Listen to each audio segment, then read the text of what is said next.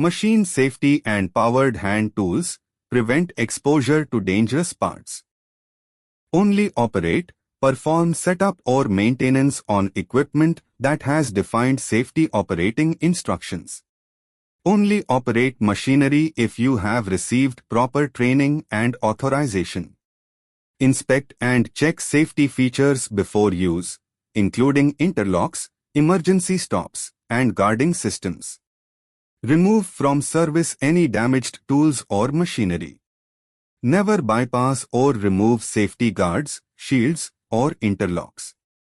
Do not perform maintenance on energized equipment unless there is an approved alternate hazardous energy control procedure.